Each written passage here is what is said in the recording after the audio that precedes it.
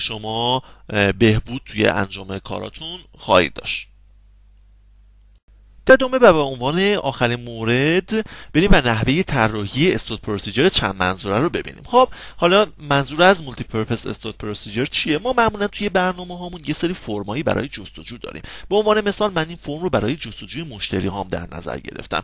حالا یه سری فیلدایی به هر حال توی فرم در نظر میگیرم، حالا تاریخ هم میتونه باشه که کاربر من میاد اینها رو براش مقدار ست میکنه، نمایش رو میزنه و من یه سری اطلاعاتی بهش نمایش میدم. پس این تیپ فرم ها اولا پارامترهای زیادی دارن، توی این پارامترها میتونه تنوع وجود داشته باشه و کاربر حالا برای برخی از اینها میتونه مقداری ست نکرده باشه. یعنی من باید اسپی مجروری بنویسم که بتونه حالات مختلف جستجو رو هندل بکنه. پس من یک یوزر اینترفیسی دارم، کاربر مقادیر رو پر میکنه، ارسال میکنه سمت دیتابیسم و من قراره یک اسپی داشته باشم که حالات مختلف رو هندل کنه و دیتا رو برای من برگردونه. بریم ببینیم سمت دیتابیس این اسپی ها رو چجوری طراحی میکنیم. روش هایی که وجود داره حالا توی به طور خلاصه اشاره میکنیم بهش. معمولا میایم یک اسپی طراحی میکنیم که پارامترهای ورودی داره معادل با مقادیری که من توی فرمم داره. حالا مثلا من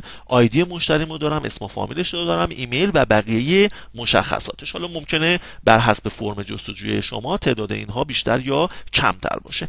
روش اول استفاده کردن از ایزنال و لایک هستش. مثلا اینجا میگیم اگر پارامتر لست نیم مقدار داشت، لست نیم های معادل رو از جدول من برگردون، در غیر این صورت همه لست نیم ها رو بیار. دوباره در مورد فیس نیم هم همین شکل هستش. اگر که این فیس نیم من نال باشه مثل این هستش که من روی فیلد فیس نیم هیچ فیلتری ندارم. روش دوم استفاده کردن از کوالس یا ایزنال هستش. دوباره اینجا به این شکل میشه که اگر ات کاستومر آیدی من مقدار داشت، کاستومر آیدی ها رو از جدولم میاره که معادل این مقدار باشن و اگر مقداری نداشت همه کاستومر آیدی ها رو برمیگردونه. و روش بعدی هم استفاده کردن از کیس ون هستش. اینجا مجدد میگه که اگر کاستومر آیدی من نال بود همه کاستومر آیدی ها رو بیار، در غیر این صورت کاستومر آیدی های برابر با ات کاستومر آیدی. اینجا خب یه شکل دیگه اینه که مثلا میتونیم یک رو بنویسیم بگیم یک مساوی با کیس ون ات کاستومر آیدی مساوی با سی دات کاستومر آیدی دن یک ال صفر. این هم همین کار رو انجام میده. خب حالا این روش های مرسومی هست که ما برای این گونه اسپی ها می نویسیم، اما همه این روش ها علاوه بر این که ما داریم از فانکشن ها و توابع استفاده می کنیم، مشکل پارامتر اسنیپینگ رو داره.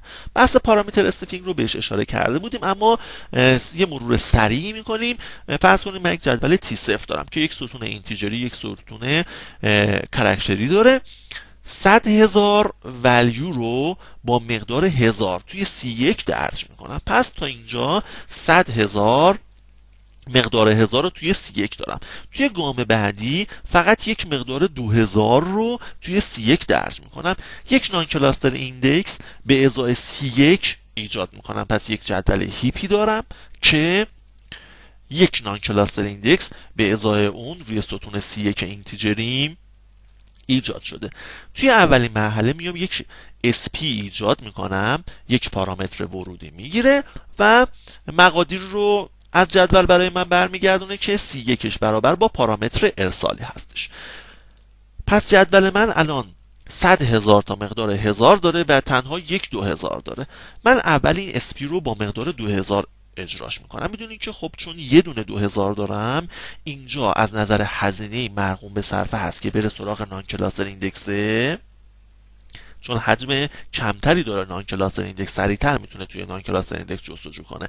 بعد 2000 رو پیدا بکنه، یه لوکاپ بزنه به جدول و C1 هم برای من برگردونه. الان اگر که اجرا بکنیم میبینیم همین اتفاق میفته. میره سراغ نان کلاستر ایندکس هم و ایندکس سیک میکنه، بعد یه لوکاپ هم میزنه و برای من مقدار C1 رو C2 رو برمیگردونه.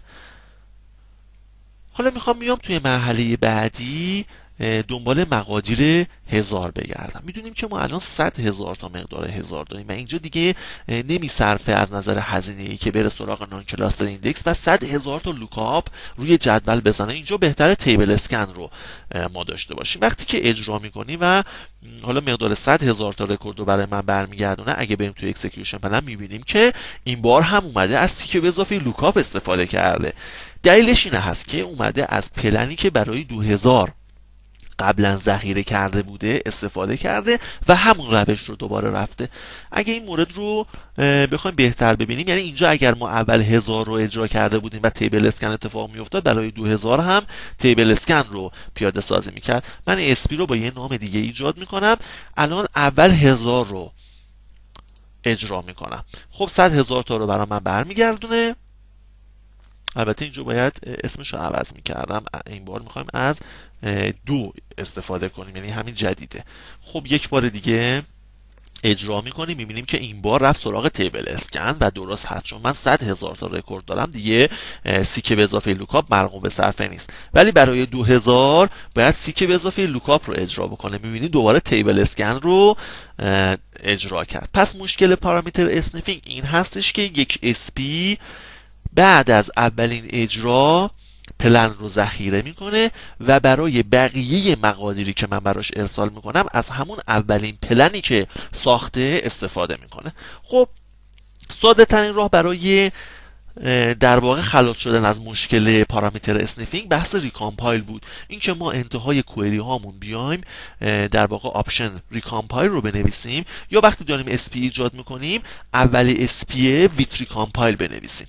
این ساده ترین راه بود که بازم تو بحث استاتیستیکس بهش اشاره کردیم. اما این چه مشکلی داره؟ ما همه کوئری هامون رو که نمیخوایم ریکامپایل بشن. بعضی از کوئری های ما بهینه هستن. مثلا اگر شما یه کوئری داشته باشین که توی شرط ورش روی کلید ایندکس کلاسترتون کوئری خورده باشه، مثلا من الان توی این جدول کاستومر آیدی من کلید ایندکس کلاستر هستش، یونیک هم هست.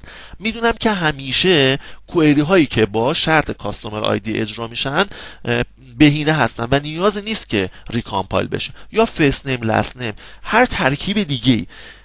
پس بهینه این هست که ما بیایم کوئری هامون رو 2 دسته بکنیم، بگیم کوئری هایی که غیر کاربرد هستن ریکامپایل بشن، کوئری هایی که بهینه هستن پلنشون ریوز بشه. این رو چجوری انجام میدیم؟